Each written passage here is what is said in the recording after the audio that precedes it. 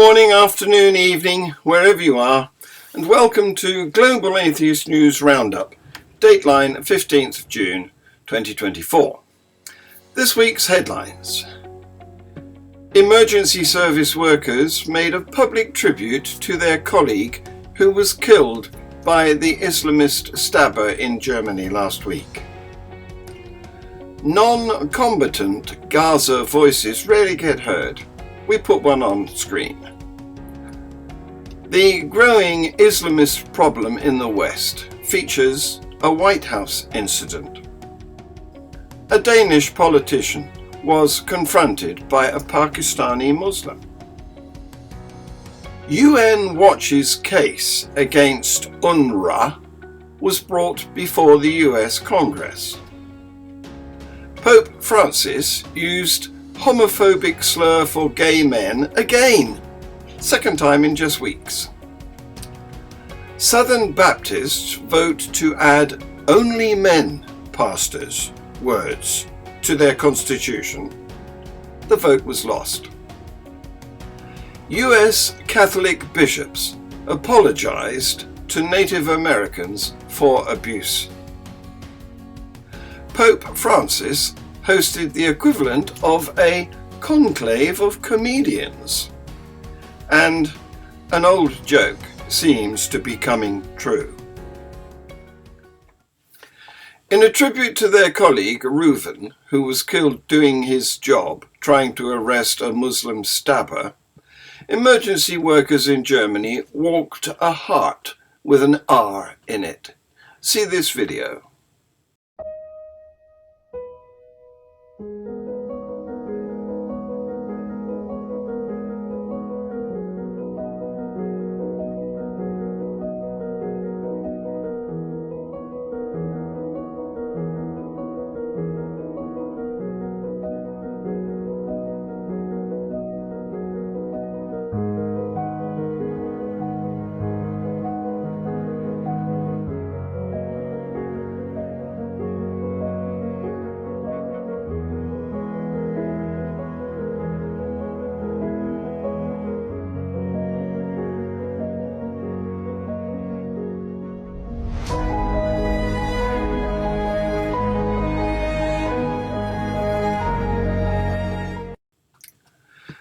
Gaza citizens are caught between the sides in this war and don't often get to say their piece.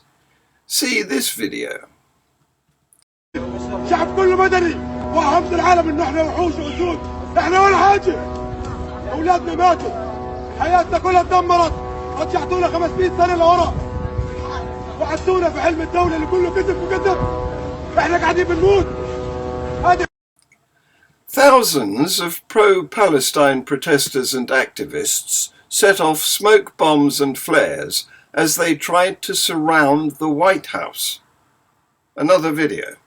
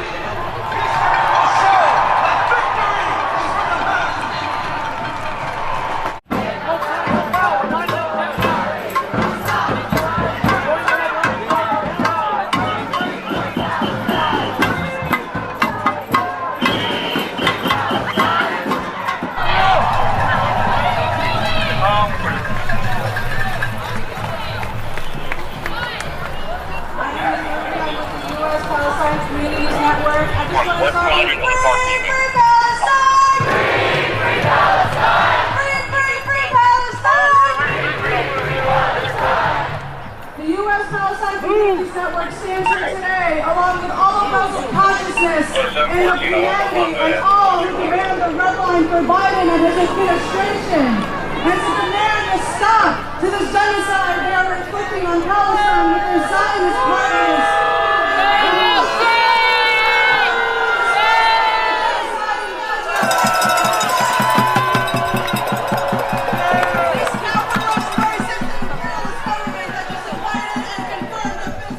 By no other than one of the biggest war criminals of our time.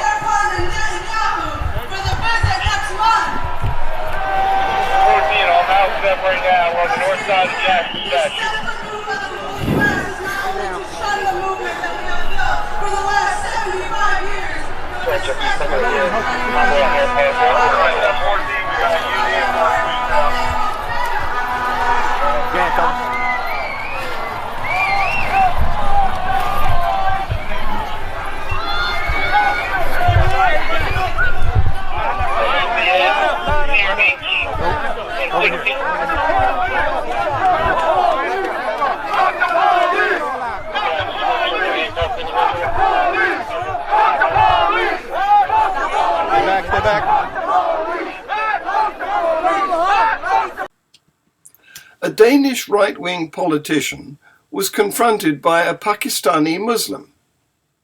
We have 5 children, while you only have 1 or 2. In 10 years there will be more Pakis than Danes here. There are only 5 million Danes. You will soon be exterminated. See this video.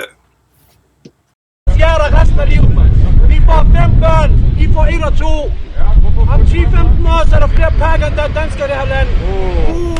Ja, Rasmus! Fød lidt børn, mand! Jeg er lige blevet gift. Jeg skal så 5 børn i morgen. Gå og fød flere børn, mand! Danskerne er 5 millioner, bliver snart udryddet, mand! Kig på svenskerne, kig på nordmændene, kig på finnerne, mand! Vi er flere millioner, mand! I er i et samfund, der ikke laver, I ligger og boller dyr. Det er derfor, I ikke har fået børn, mand! Har du brødre? Har du søstre? Har du brødre eller søstre? Har du brødre eller søstre? Har du brødre eller søstre, mand? De forældre, de knæppe dyr, mand! Det er derfor, de ikke knæppe hinanden. De kunne blive der en bror og en søstre, mand! Vi er kun 5 millioner, I bliver aldrig mere, mand! I skal fucking skamme ud! Vores søster igen! Vores søster lige om lidt! Lille luder! De må komme ud igen! Vores søster! Ikke en point! Vi dansker fint! Danmark og danskere! Fuck de mor, mand! Det er ikke Danmark, det er Perkerland!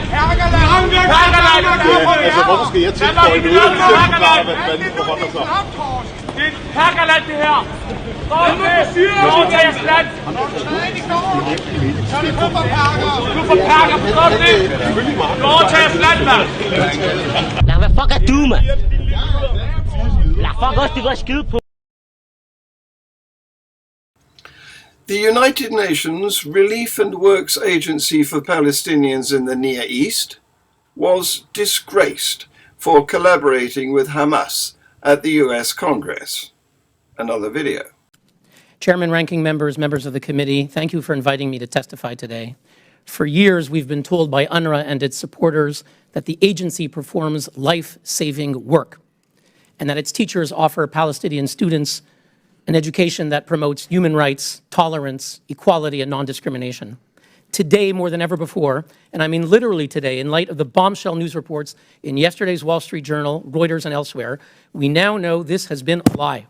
From these and other revelations of the past few days, we know that in Gaza, at least 12 UNRWA employees personally participated in the massacre of October 7th, which involved the murder of 1,200 Israelis, along with mass rape, torture, and mutilation. Secretary of State Blinken said yesterday, these intelligence reports are highly, highly credible.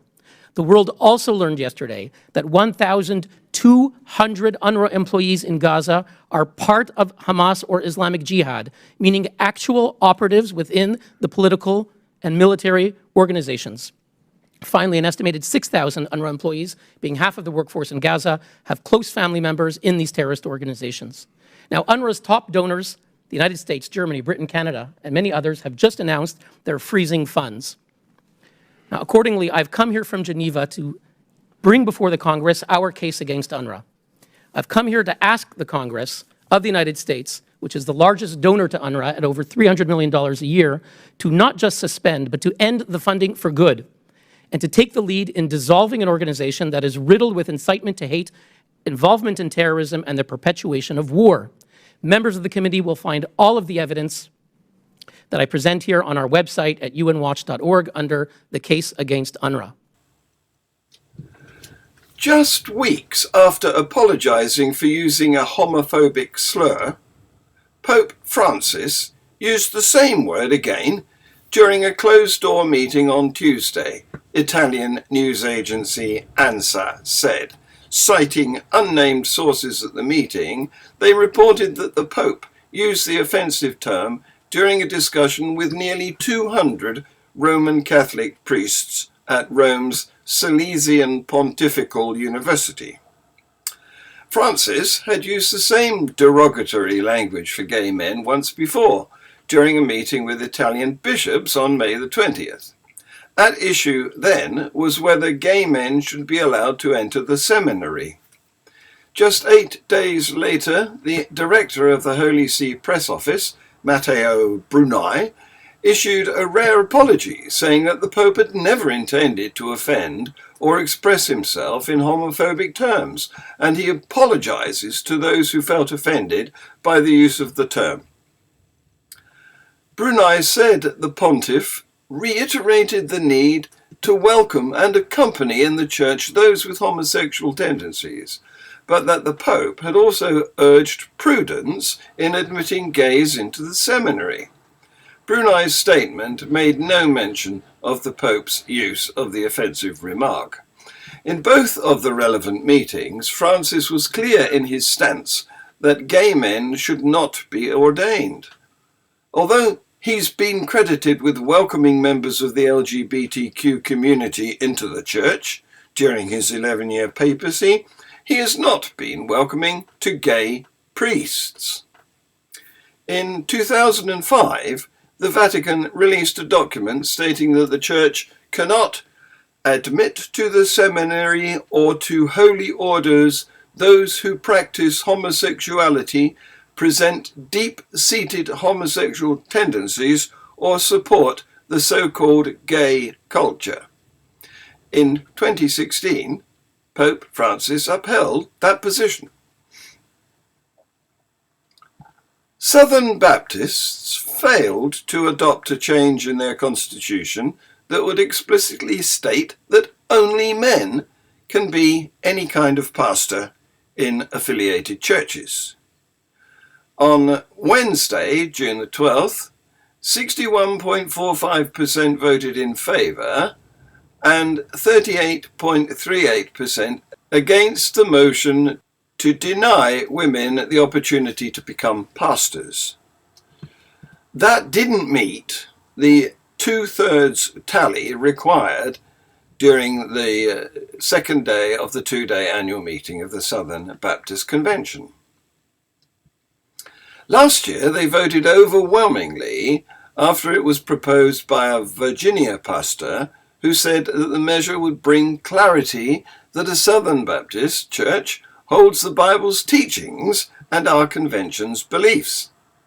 If it were to fail, this would likely be the first time that has happened, said Jonathan Howe, Vice President for Communications of the SBC Executive Committee. There was much division, speculation and interpretation ahead of the vote.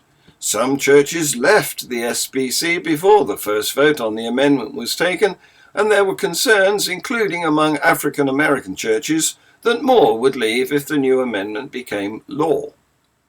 Some had said the constitutional change was unnecessary, in part because the SBC faith statement already says, while both men and women are gifted for service in the church, the office of pastor, elder, overseer is limited to men. Messengers or delegates to the 2023 meeting affirmed a decision to no longer affiliate with Saddleback Church, founded by best-selling author Rick Warren, due to its women pastors on the staff. Disaffiliation of a Kentucky church led by a woman was also approved at that meeting. Spence Shelton, lead pastor of Mercy Church in Charlotte, North Carolina, argued on Wednesday that those 2023 decisions should instruct the action at this year's meeting.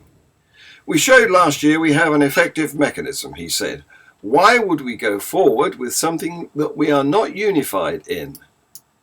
Pastor Mike Law, the pastor who originally proposed the language for the amendment, said, "Our culture may see this prohibition as harsh, but our God is all-wise and he wrote his word for the flourishing of both men and women. This amendment is not about women in ministry, it's specifically about women in the pastoral office. SBC pastors tend to be complementarian, believing women and men have complementary rather than equal roles in the church and the home. US Catholic bishops offered an apology to Native Americans on Friday for the church's role in inflicting trauma on their communities, and they adopted new guidelines for ministering to Indigenous Catholics. The new policies, approved by the US Conference of Catholic Bishops, call on church leaders to set up listening sessions with local Native leaders, to incorporate tribal customs into sacred rites, and to improve access to Catholic universities and other educational opportunities. The document chronicled some of the abuses that Native Americans suffered at the hands of the Church, including its operation of more than 80 government-sponsored boarding schools that were part of a decades-long forced assimilation program. The schools were created by the federal government in the 19th century and lasted for 150 years, during which Native children were removed from their homes, forbidden to speak their own languages, and given new English names. A government investigation into the system found widespread physical, sexual, and emotional abuse, as well as hundreds of deaths.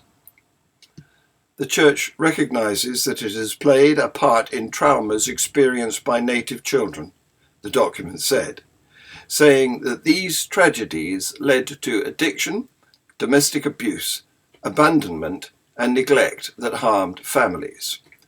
The bishop said, "We apologise for the wrongs." A global gathering of comedians took place last Friday in an unlikely venue, the Vatican. Pope Francis hosted the equivalent of a conclave of comedians by inviting Whoopi Goldberg, Jimmy Fallon, Chris Rock, Stephen Colbert, Conan O'Brien, and others to Rome. Over 200 people were in the audience, with more than 100 comedians from 15 countries.